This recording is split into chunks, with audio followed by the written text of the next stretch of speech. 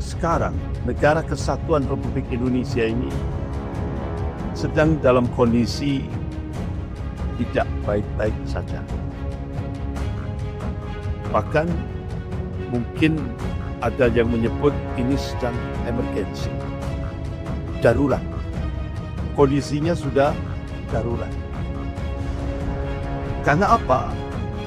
Ternyata di Indonesia ini lebih banyak yang menjadi pengkhianat daripada yang menjadi penyelamat.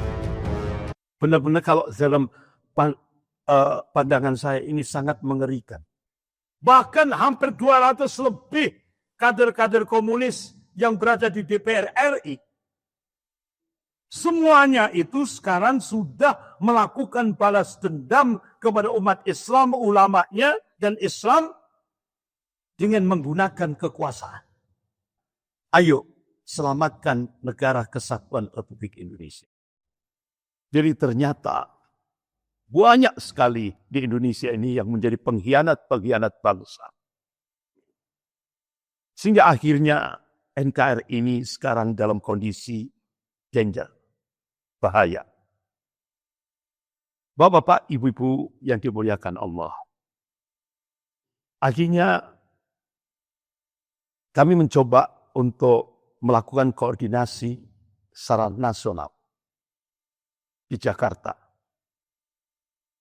Alhamdulillah kita bersyukur. Ternyata masih banyak tokoh-tokoh bangsa, terutama tokoh-tokoh ulama di Indonesia, yang bersama-sama ayo bangun selamatkan negara kesatuan Republik Indonesia. Sehingga waktu itu ketika saya hadir dalam pertemuan nasional itu, di depan saya banyak tokoh-tokoh ulama yang sangat berpengaruh di Indonesia. Kemudian di samping kanan saya ada pakar hukum tata negara, yaitu Profesor Refli Harun. Ada juga pakar hukum pidana dan beberapa pakar-pakar hukum yang lain. Jadi ada Profesor Egi Sujana dan beberapa pakar hukum yang lain. Bahkan dari Universitas Indonesia ada UI Watch. Bahkan dari ITB ada yang menggerakkan serikat buruh, yaitu Pak Jumhur Hidayat. Ada juga dari Sumatera, yaitu Dr. Sahganda Nainggolan hadir pada saat itu. Bahkan di samping di depan saya tapi agak ke kanan itu ada mantan Kasat, yaitu Bapak Jenderal Purnawirawan Tiasno Sudarto. Ada juga sampingnya yaitu Bapak Jenderal Purnawirawan Sunarko, mantan Danjen Kopassus. Ada juga Jenderal Purnawirawan Soeharto, mantan Komandan Marinir. Dan beberapa Jenderal Purnawirawan yang lain, tapi saya tidak kenal namanya. Ada juga Kolonel Purnawirawan Sugeng Waras, dari Kopassus juga. Dan beberapa tokoh-tokoh nasional yang lain. Ada juga Profesor Dr. Ihsanuddin Nursi, pakar ekonom dan politik. Dan beberapa yang lain. Semuanya sepakat. Semuanya sepakat. Selamatkan NKRI. Yang sekarang kondisinya sedang dalam bahaya. Karena ternyata saya dengarkan dari Jenderal-Jenderal Purnawirawan Angkatan Darat. Ternyata di Indonesia sekarang ini terjadi perang. Tapi kita kan tidak tahu. Ternyata sudah terjadi 3 peperangan. Perang yang pertama yaitu yang sering disebut perang asimetris. Kalau dalam bahasa akademik, perang nirmiliter, non-militer. Tapi daya rusaknya luar biasa. Dalam semua lini kehidupan berbangsa dan bernegara. Luar biasa. Bahkan di tengah-tengah perang nirmiliter itu Bahkan ini sudah diprogram sampai ke depan. Jadi tidak pakai senjata militer, tapi pakai senjata biologis. Pakai senjata biologis. Jadi kita masih ingat siapa yang menggunakan senjata biologis ini. Tidak ada lain adalah proksi. Dan ini disampaikan oleh Dr. Mahathir Mohamad ketika pertemuan seluruh dunia Islam di Kuala Lumpur.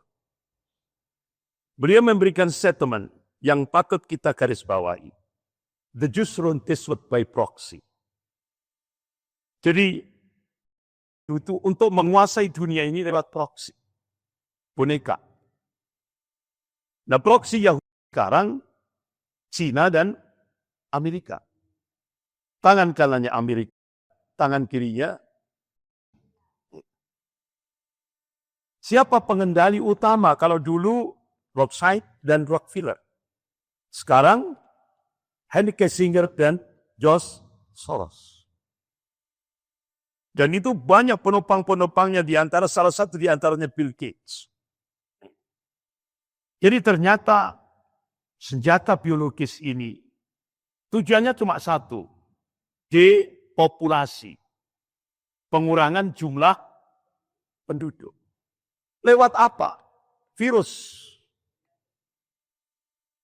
Lewat virus. Jadi virus antraks, AIDS, flu burung, COVID-19. Dan ini sebentar lagi akan muncul lagi virus yang lebih sadis lagi daripada yang sebelumnya. Jadi perang ke depan tidak pakai militer, tapi senjata virus. Oleh karena itu, Bapak-bapak, Ibu-ibu yang dimuliakan Allah, satu-satunya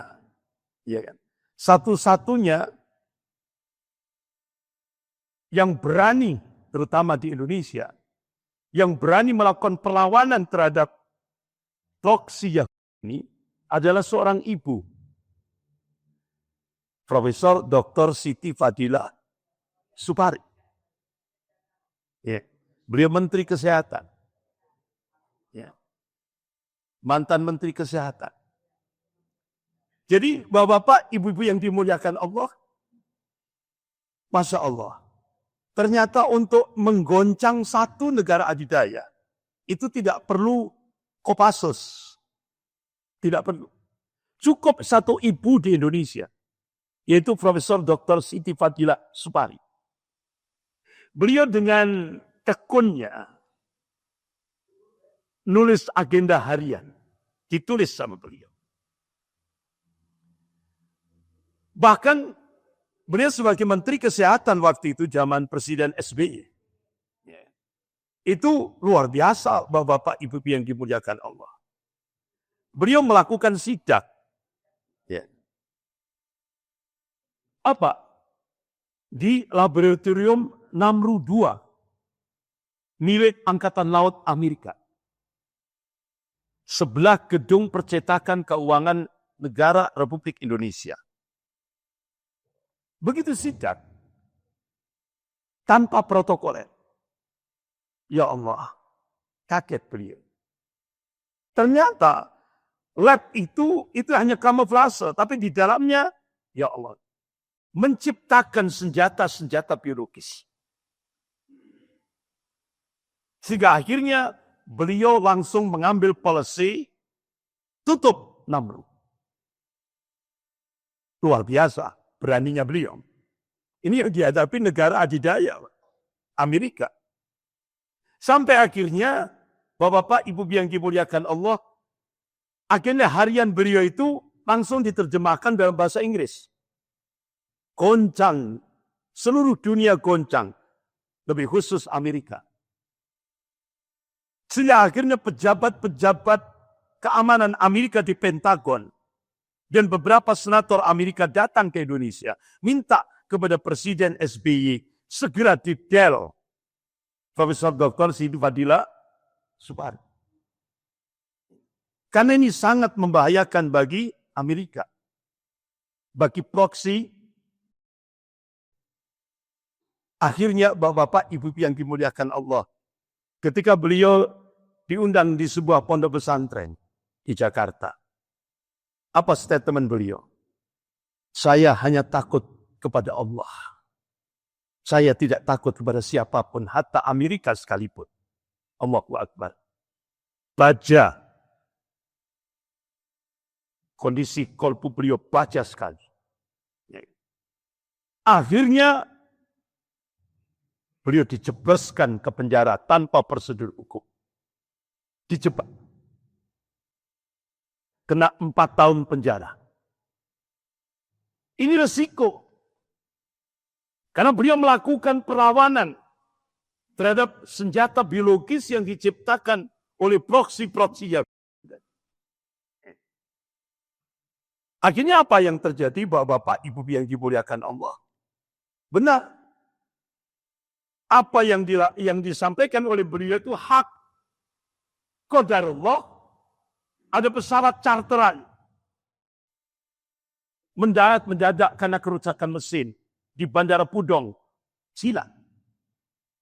Nggak taunya, di dalam pesawat itu ada senjata biologis yang itu akan disebarkan di kawasan Afrika untuk membunuh masyarakat Afrika lewat udara, disebarkan lewat udara. Jadi ternyata di dalamnya itu ada 3 anggota CIA. Ada 1 dari Namru, ternyata orang Indonesia. Jadi ternyata apa yang disampaikan oleh Profesor Dr. Siti Fadilah Supari benar. Nyata.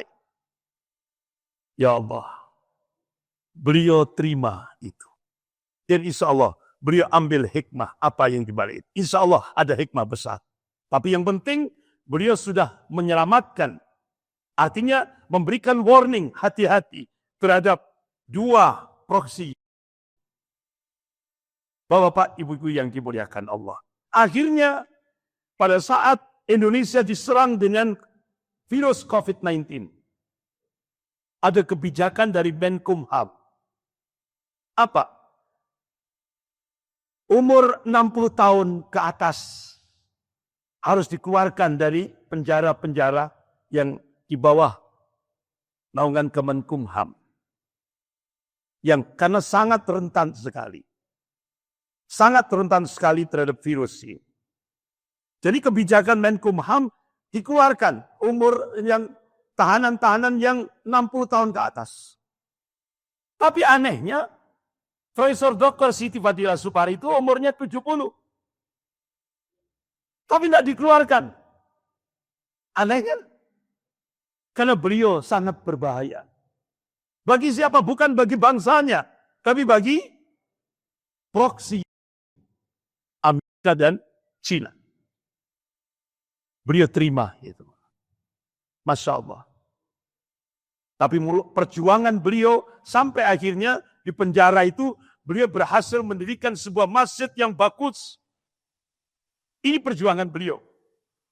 Bahkan anehnya ketika bulan Ramadan, Bapak-Bapak, Ibu yang dimuliakan Allah, saat iktikaf 10 hari yang terakhir, ada larangan untuk iktikaf. Padahal Profesor Dr. Siti Fadilah Supari ini ingin banyak takarub ilallah pada 10 hari terakhir. Dilawan. Akhirnya beliau melakukan gugatan hukum lewat advokatnya, penasihat hukumnya terhadap Menkumham. Alhamdulillah. Perjuangan beliau akhirnya lolos. Akhirnya setiap bulan Ramadan dibolehkan napi-napi itu untuk iktikaf di dalam masjid. Itu perjuangan Profesor Dr. Siti Fadilah Supari. Jadi ini Bapak, Ibu-Ibu yang dimuliakan Allah. Sehingga sekarang beliau dalam sisa umurnya ini, beliau membangun sebuah lembaga, sebuah organisasi, yaitu yang disebut dengan Aura, Angkatan Ulama dan Rakyat. Jadi beliau ingin membangun sebuah kekuatan. Jadi TNI, ulama, dan umat, rakyat. Karena itu kekuatan Indonesia. Itu bapak-bapak, ibu yang dimuliakan Allah. Kemudian 2 minggu yang lalu, saya qadarullah ditemukan oleh seorang mantan Panglima TNI, yaitu Bapak Jenderal Purnawiawan Gatot Nurmantio. Saya dirangkul oleh beliau. Ustadz,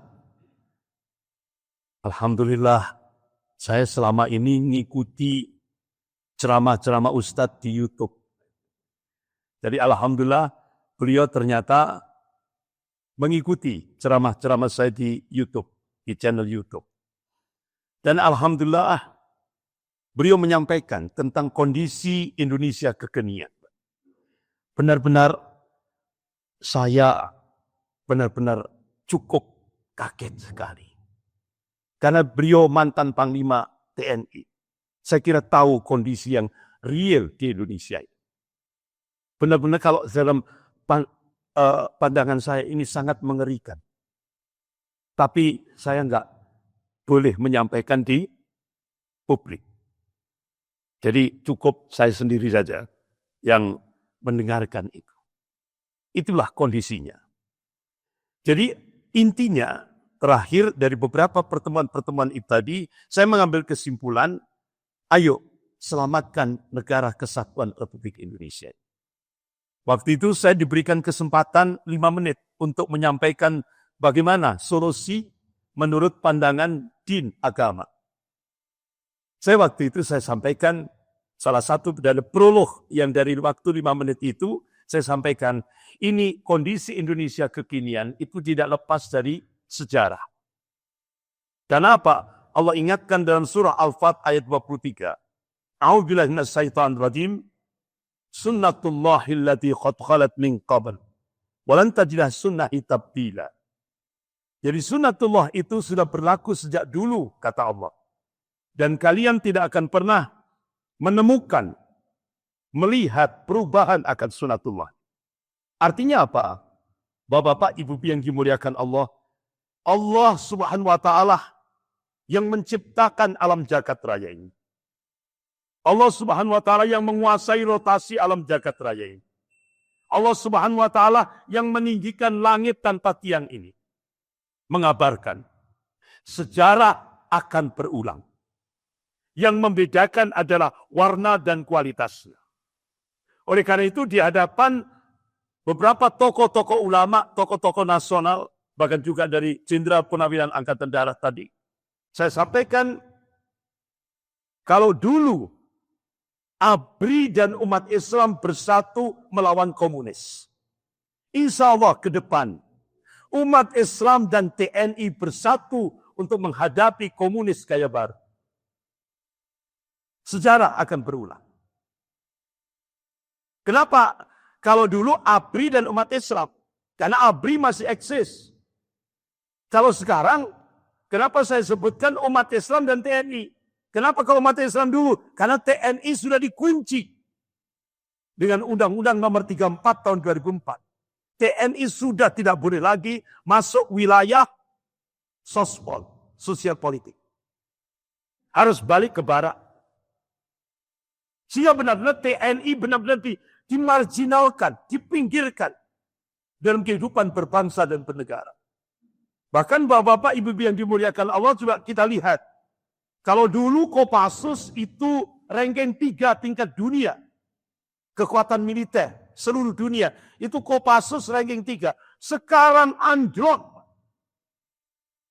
Sudah tidak diperhitungkan lagi. Bahkan bapak-bapak, ibu yang dimuliakan Allah, perbandingannya sekarang TNI Polri itu 1:3. TNI-nya 1, Polri-nya 3. Begitu juga anggarannya. Anggarannya TNI 1 itu dibagi 5. Polri 3. Sehingga senjata yang tercanggih itu sekarang bukan milik TNI tapi milik Inilah kondisi. Oleh karena itu kenapa mantan Panglima TNI yaitu Bapak Jenderal Purnawirawan Gatot Nurmantio, beliau mengatakan benteng terakhir negara kesatuan Republik Indonesia ini adalah umat Islam. Makanya tadi kan saya sampaikan, insya Allah sejarah akan berulang. Umat Islam dan TNI akan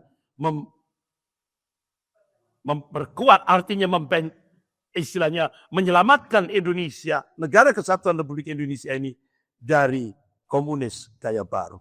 Sebagaimana Profesor Salim Said, Guru Besar Ilmu Politik dan Militer Universitas Indonesia, dalam video pendek, beliau menegaskan bahwa kader-kader komunis sekarang ini yang begitu banyak menjadi bupati, wali kota, gubernur, staf menteri, bahkan ada yang staf presiden, ya kan? Bahkan hampir 200 lebih kader-kader komunis yang berada di DPR RI. Semuanya itu sekarang sudah melakukan balas dendam kepada umat Islam, ulamanya dan Islam dengan menggunakan kekuasaan. Saya kira kalau yang ngomong itu Profesor Salim Said itu tidak sekedar statement. Beliau punya data. Itulah yang terjadi. Bahkan saya tabayun ke Komisi 7 DPR RI yaitu Pak Ridwan Hisab dari Golkar itu ya. Saya tanya, kebetulan itu tetangga saya. Beliau di perumahan elit di Permata Jingga. Saya tanya, Pak Ridwan, saya dapat info sekarang kader-kader komunis yang duduk di DPR RI itu sudah 200 lebih. Benar enggak? Benar, Ustaz. Nah, sekarang gimana itu? Bapak-bapak, ibu-ibu yang dimuliakan Allah. Dulu, bapak-bapak, ibu-ibu, tahun 1986, itu Partai Komunis Cina mengadakan kongres di Beijing. Yang dibahas Indonesia tahun 1986. Ternyata hasil daripada Kongres Partai Komunis Cina tahun 1986 itu muncul 3 hambatan Cina untuk melakukan penetrasi ke Indonesia. Yang pertama, regulasi. Undang-undang doktrin anti komunis. Yaitu TAP MPRS nomor 25 tahun 66. Undang-undang nomor 27 tahun 1999.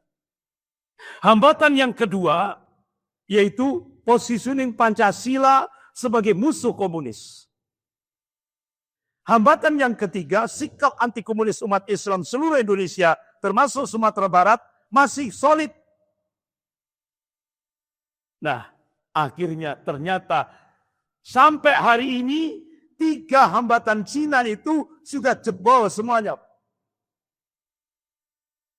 Yang pertama, dijebol dengan rancangan undang-undang HIP. Akhirnya dari parlemen diserahkan pemerintah. Pemerintah hanya merubah casingnya saja. Tapi substansinya sama. Indonesia akan dirubah dari Pancasila menjadi ideologi komunis. Dari Pancasila menjadi Trisila, Ekasila. Ini kan ala komunis. Yang kedua, dijebol dengan undang-undang Omnibus Law. Coba, salah satu dari undang-undang Omnibus Law, rancangan undang-undang kesehatan.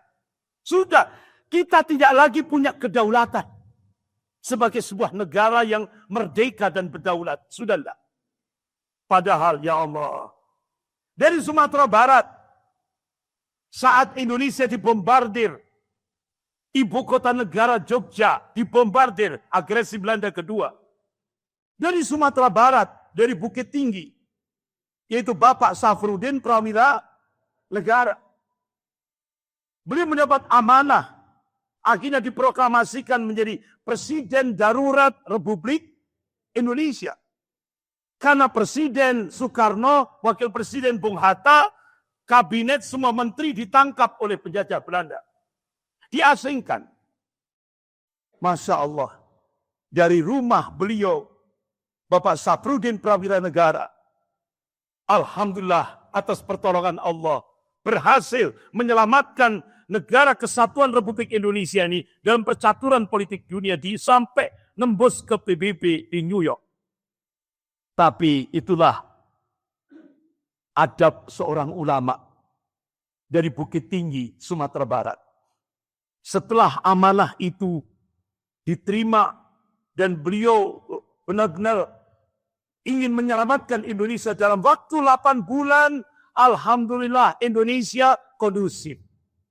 Setelah Indonesia kondusif, Masya Allah, Bapak Safruddin Prawira Negara berangkat ke Jogja, menemui Soekarno, didampingi oleh Panglima Besar Jenderal Sudirman, menyerahkan kembali jabatan presiden itu kepada Soekarno. Inilah adab akhlak seorang ulama. Beda sekarang kan, kalah bisa jadi menang. Bahkan sampai politisi Jepang itu, ya kan, politisi Jepang itu sampai geleng-geleng. Sak dunia ini cuma ada di Indonesia. Sak dunia ini cuma ada di Indonesia. Kalah, kami bisa menang. Aneh kan? Angkanya kalah, kami bisa menang. Bahkan sampai polisi di Jepang ini sempat viral di medsos. Dia pidato di depan parlemen-parlemen dunia. Dia katakan, kalau Eropa, negara-negara Barat, pasca pemilu, gitu ya, pasca demokrasi, pasca pemilu demokrasi, itu hitungan jam diumumkan siapa pemenangnya. Nah kalau di Indonesia enggak, sekian bulan sebelum pemilu, siapa yang akan jadi presiden sudah tahu duluan. Siapa yang menang sudah tahu duluan sekian bulan sebelum pemilu. Astagfirullah. Jadi ternyata seluruh dunia itu cuma ada di Indonesia. Ini benar-benar jadi sorotan dunia. Kita malu. Itu. Bapak-bapak, ibu-ibu yang dimuliakan Allah. Nah, apa yang saya sampaikan ini tidak lepas daripada sejarah.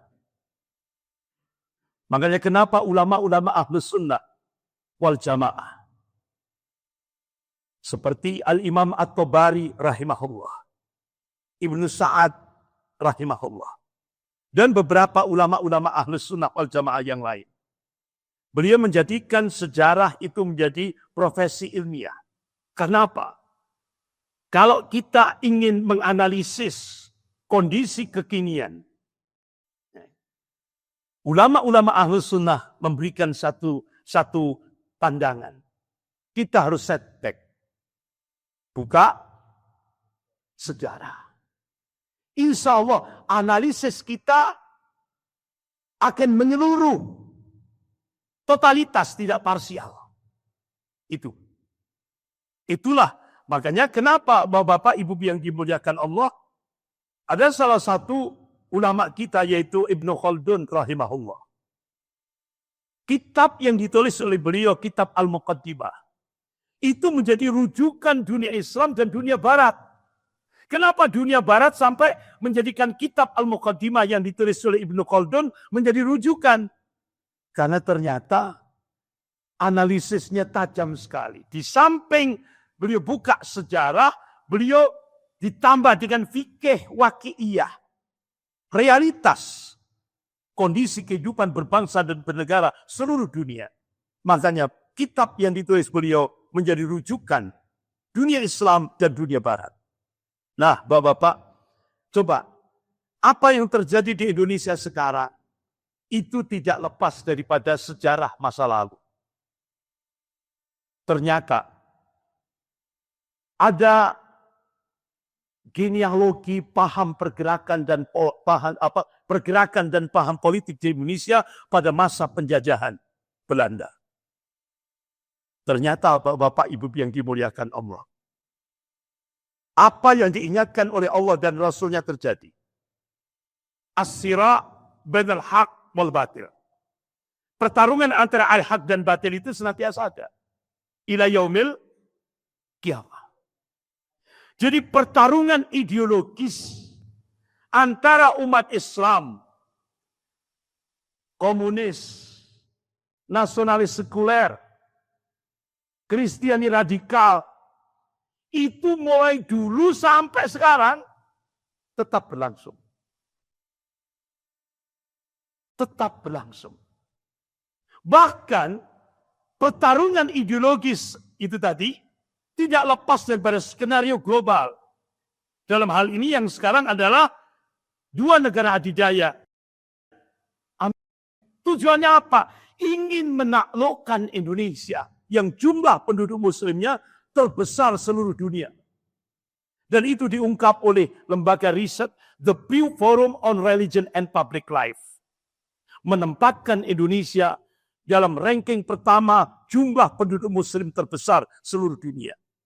Oleh karena itu, Indonesia menjadi target utama.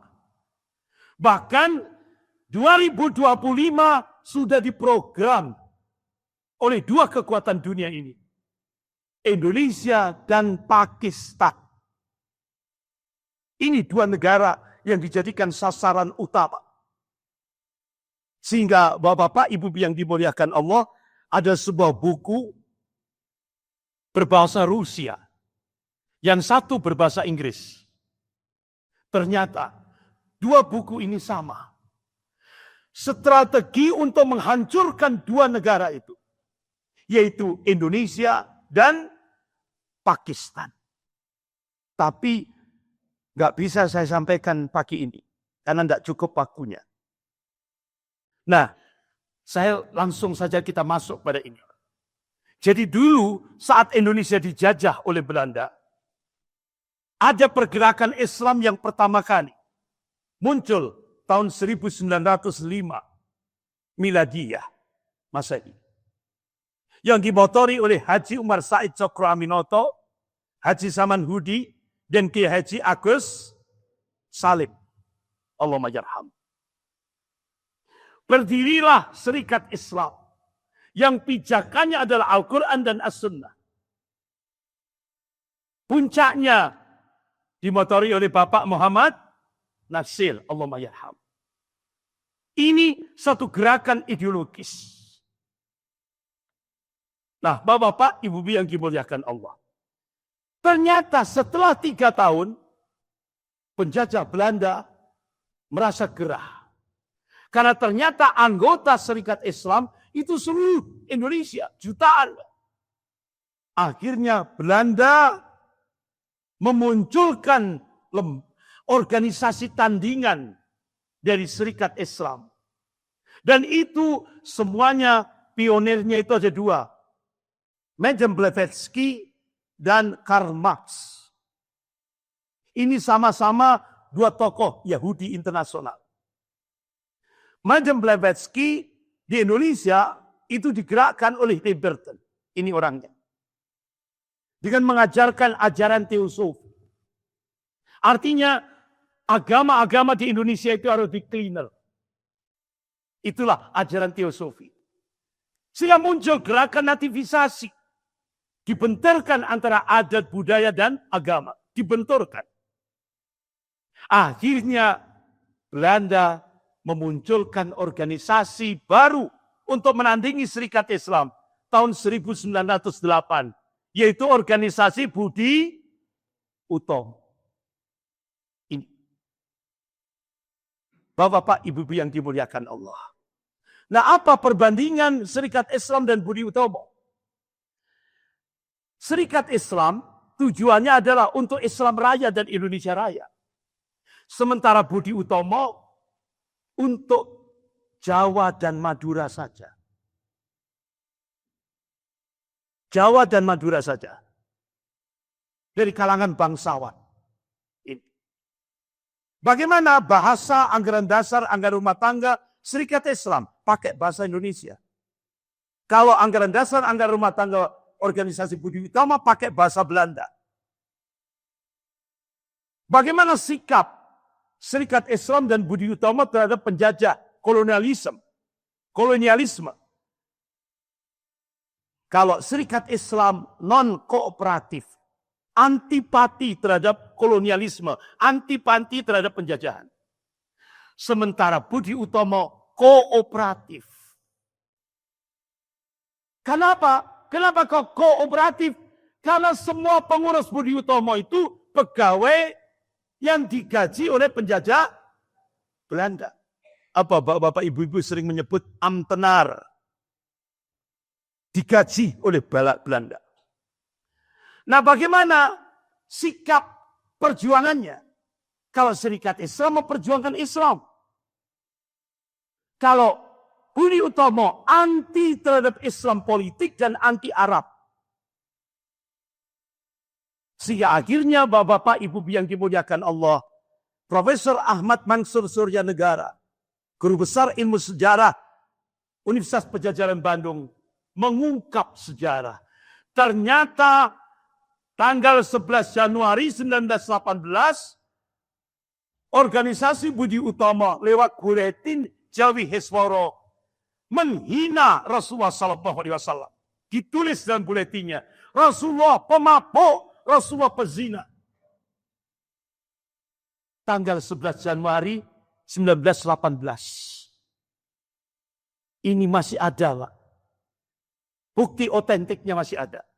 Sehingga akhirnya Haji Umar Said Cokro Aminoto membentuk Laskar Kanjeng Rasulullah untuk melakukan perlawanan terhadap organisasi Budi Utomo. Akhirnya tahun 1935 Budi Utomo bubar. Tapi anehnya, Pak, bubar kan 1935. Anehnya, yang diperingati umat Islam se-Indonesia, termasuk Sumatera Barat, bukan Serikat Islam. Tiap tahun, tiap tanggal 20 Mei, yang diperingati Budi, bukan Serikat. Padahal Rasulullah mengingatkan, kalau Rasulullah SAW, la yu'minu ahadukum hatta akuna ahabba ilaihi min walidihi wa waladihi wa nasi ajma'in. Ini hadis sahih riwayat Bukhari wa Muslim. Belum sempurna iman seseorang di antara kalian hingga aku, kata Rasulullah, lebih dicintainya daripada orang tuanya, anaknya, wa nasi ajma'in, dan manusia seluruhnya. Tapi ternyata kita tidak cinta kepada Rasulullah. Kita lebih cinta kepada Budi Utomo. Benar enggak? Jujur, Pak, jujur. Astagfirullah. Tiap tanggal 20 Mei, pasti itu kita memperingati. Padahal ini organisasi yang melecehkan Nabi kita, Rasulullah SAW.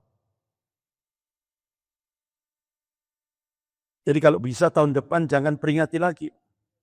Kalau kita benar-benar cinta kepada Rasulullah, iya kan?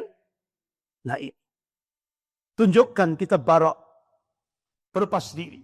Kenapa? Nanti di yaumil akhir, kita tidak akan ditanya apakah kamu apa? Yang ditanya apa? Jangankan di yaumil akhir, di kuburan saja, ya kan? Man rabbuka, man dinuka, man nabiyuka. Ya kan, itu yang ditanya. Tapi apakah kita nanti jawab, siapa nabimu Budi Utomo? Astagfirullah. Ini astagfirullah. Bapak-bapak, ibu-ibu yang dimuliakan Allah.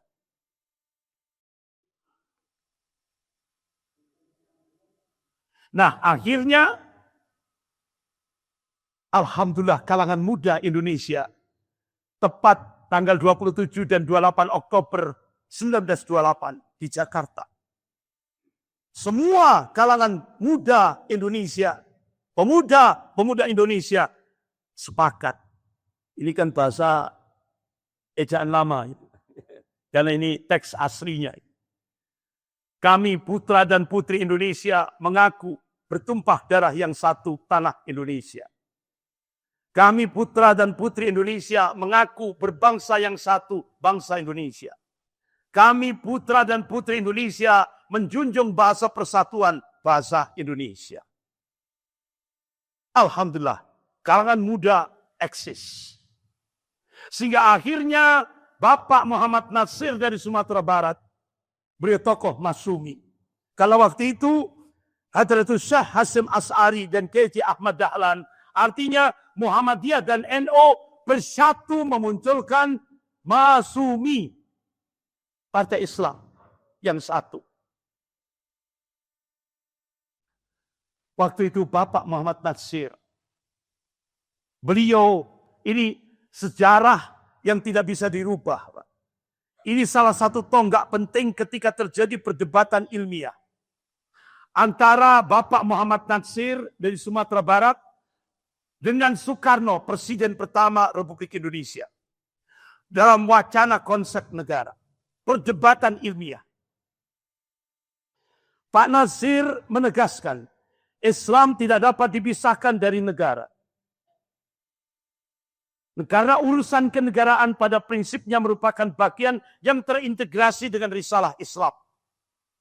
Negara adalah sekumpulan orang yang bersatu dalam satu teritorial, menyepakati hidup bersama dan mengelola wilayah tersebut.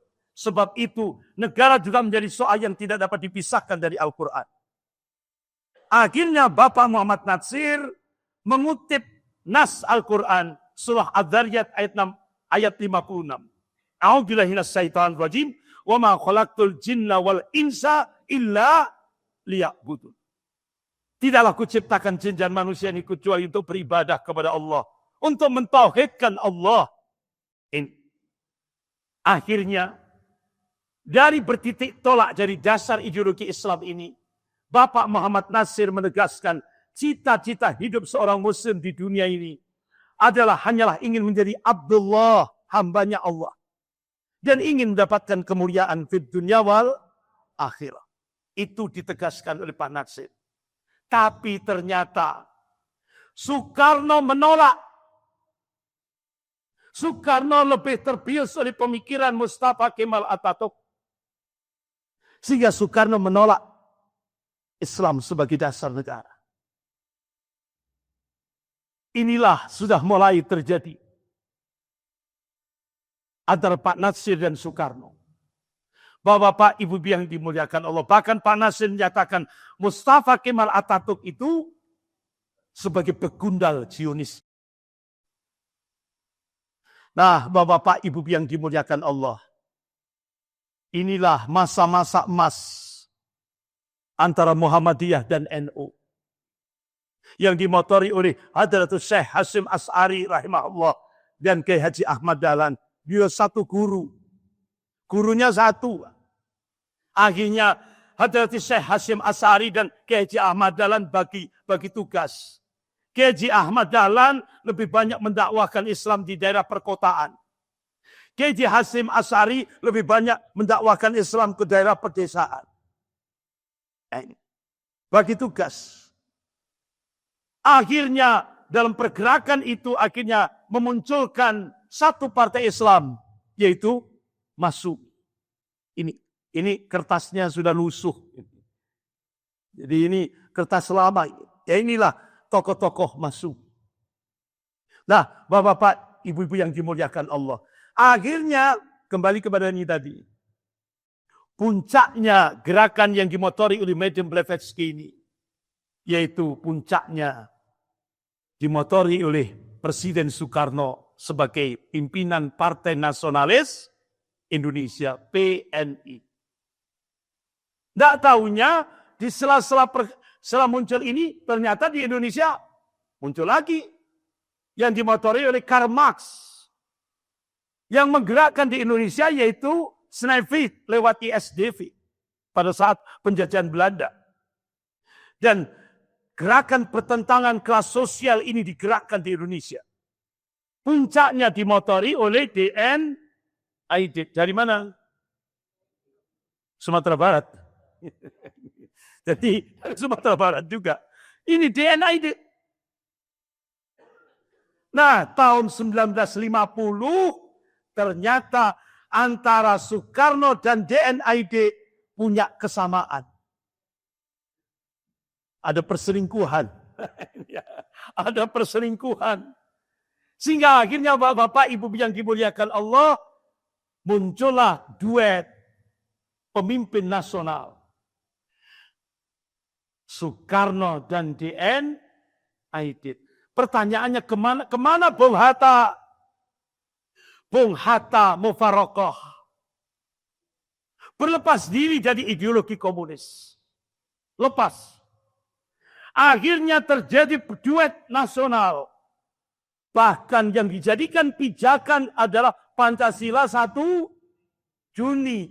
Bukan Pancasila Konstitusi 18 Agustus 1945. Tapi Pancasila 1 Juni. Jadi Pancasila 1 Juni itu Pancasilanya komunis. Ini sejarah. Sehingga waktu itu Soekarno dan D.N. Aidit pidato. Suburlah PKI. Ini bukunya masih ada ini. Ini arsip negara. Bisa dikopi. Soekarno di depan jutaan PKI, anggota PKI. Ini di Gelora Bung Karno. Ya, ini.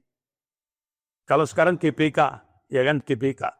Itu Soekarno dan D.N. Aidit pidato. Suburlah PKI. Ini jaya-jayanya PKI. Bahkan baliho besar itu di Jakarta, itu gambarnya Karl Marx, Friedrich Engels, Soekarno dan D.N. Aidit. Tidak ada Bung Hatta. Jaya-jayanya PKI. Bapak, Ibu-ibu yang dimuliakan Allah. Bahkan dalam pentas seni pada masa jaya-jaya PKI. Itu judulnya yang digerakkan, Tuhan sudah mati. Gusti Allah itu kan sama dengan Allah gitu ya. Mantu. Mantu itu menantu. Apa sedang pernikahan. Ini pelecehan yang dilakukan saat jaya-jaya PKI di Indonesia. Bahkan menyebut umat Islam dan Rasulullah, ngolok-ngolok Rasulullah dan umat Islam, kadrun. Kadal gurun. Nah, saya tanya, kira-kira sejarah berulang enggak? Berulang. Allah tetapkan dalam surah Al-Fat ayat 23 itu. Sejarah akan berulang. Sekarang dasar negara berulang enggak 1 Juni? Berulang 1 Juni. Kalau dulu zaman D.N. Aidit ada revolusi mental. Sekarang revolusi mental. Sejarah berulang. Yang membedakan itu warna dan kualitasnya. Ini bapak-bapak, ibu-ibu yang dimuliakan Allah. Revolusi mental. Jadi kata D.N. Aidit, agama adalah candu. Agama adalah candu. Revolusi mental tidak akan pernah berhasil bila rakyat dijauhkan dari agama. Sudahlah di Indonesia. Sudah. 2016. Ketua Dewan Pembinaan Ideologi Pancasila memberikan statement. Agama musuh terbesar Pancasila. Agama musuh negara. Start 2016. Sampai sekarang. Makanya Pak, Bu, hati-hati. Jangan dekat dengan ustadz. Jangan dekat dengan ulama. Sekarang loh Pak. Nggak akan naik pangkat. Nggak akan naik jabatan. Ini contoh ini. Ini tren Pak. Karena apa? Tadi kan sudah agama musuh negara. Kalau dulu musuh Pancasila adalah PKI. Penista agama. Sekarang enggak. Yang jadi musuh agama, penista agama dilindungi oleh negara, digaji oleh negara. Bahkan Dr. Rizal Ramli, mulai 2014 sampai sekarang, itu negara menggaji penista-penista Islam itu 1,29 triliun. Mulai tahun 2014. Diambil dari pajaknya umat Islam, termasuk pajaknya dari Sumatera Barat. Astagfirullah. Itulah yang terjadi sekarang. Makanya bapak-bapak, ibu yang dimuliakan Allah, tadi kan saya sampaikan ada 3 peperangan. Yang saya sampaikan baru perang yang pertama, yaitu perang asimetris. Ada perang yang kedua, proxy war. Perang boneka. Jadi sekarang Cina untuk menguasai Indonesia cukup dengan boneka. Artinya apa? Di Indonesia ini pengkhianat bangsa lebih banyak daripada penyelamat bangsa. Kemudian ada perang yang ketiga, yaitu Neo-Cortex War. Perang narasi. Bagaimana? Ketika umat Islam start 2016 kita lihat. Untuk menghadapi umat Islam, Cina memberikan stigma radikal. Jadi stigma radikal itu hanya hantu yang diciptakan oleh Cina untuk menjadikan umat Islam di Indonesia ini musuh number one. Sekarang rakyat dan umat Islam seluruh Indonesia semakin cerdas. Ternyata yang menuduh umat Islam di Indonesia radikal, ternyata mereka pengkhianat bangsa ini.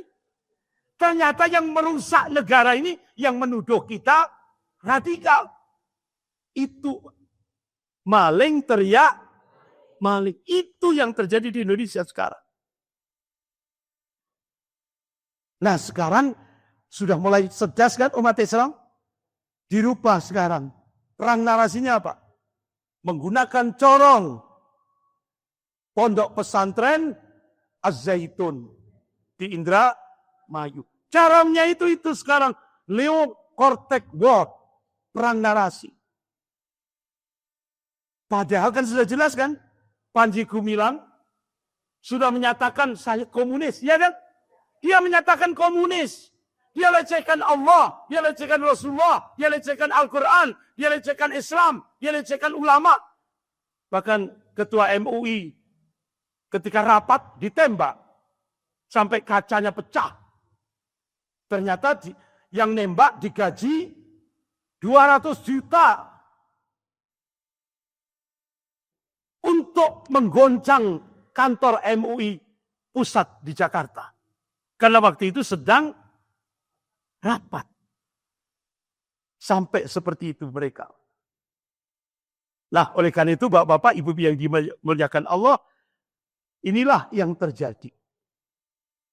Makanya pada saat Sudirman ini anggota Politbiro PKI zaman DN Aidit, di pledoi sidang pengadilan dia katakan, jika saya mati sudah tentu bukannya berarti PKI ikut mati bersama kematian saya. Tidak, sama sekali tidak. Walaupun PKI sekarang sedang rusak berkeping-keping, saya tetap yakin bahwa ini hanya bersifat sementara. Dan dalam proses sejarah, nantinya PKI akan tumbuh kembali. Sebab PKI adalah anak zaman yang dilahirkan oleh zaman. Ternyata, cita-citanya sekarang sudah tercapai. Ini loh. Dan Bapak, Ibu, tolong ini dicatat. Setelah keputusan Presiden nomor 17 tahun 2022, lanjut Inpres nomor 2 2023, muncul lagi kepres lagi. Nah, ke depan kalau umat Islam gagal, PKI akan dijadikan bangsawan di Indonesia. Catat ini, Pak, catat. Oleh karena itu, ayo selamatkan NKRI. Gerakan perubahan, ayo kita bangkitkan. Allah sudah tegaskan dalam surah Ar-Ra'd ayat 11 itu. A'udzubillahi minasyaitonir rajim. Innallaha la yughayyiru ma biqaumin hatta yughayyiru ma bi anfusihim. Sesungguhnya Allah tidak akan merubah kondisi satu kaum hingga kaum itu merubah apa yang ada pada dirinya sendiri. Ini quantum change, quantum perubahan. Takbir, Allahu Akbar. Ini quantum change, quantum perubahan. Allah tidak akan merubah nasib umat Islam di Indonesia kalau umat Islam tidak mau berubah. Ayo berubah. Jadikan Indonesia dari yang tidak baik menjadi baik. Dari yang baik menjadi lebih baik. Ayo. Semangat bangkit. Kenapa? Benteng terakhir negara kesatuan Republik Indonesia adalah umat Islam. Pak, Bu, ini sudah teknis. Malah kalau umat Islam sudah berada di garda terdepan, insya Allah TNI akan membackup. Karena TNI bukan alat penguasa. Tapi TNI adalah alat negara. Kalau sudah negara dalam kondisi danger, TNI akan bersama rakyat menyelamatkan negara kesatuan Republik Indonesia yang diperjuangkan oleh tokoh Sumatera Barat, yaitu Bapak Muhammad Natsir, Allahumma yarham. Sekian, lebih kurangnya saya mohon maaf, agak lama sekali. Mohon maaf yang sebesar-besarnya. Kita akhiri dengan doa kafarat majelis. Subhanakallahumma wa bihamdika asyhadu an la ilaha illa anta astaghfiruka wa atubu ilaik. Wabillahi taufiq wal hidayah. Wassalamualaikum warahmatullahi wabarakatuh.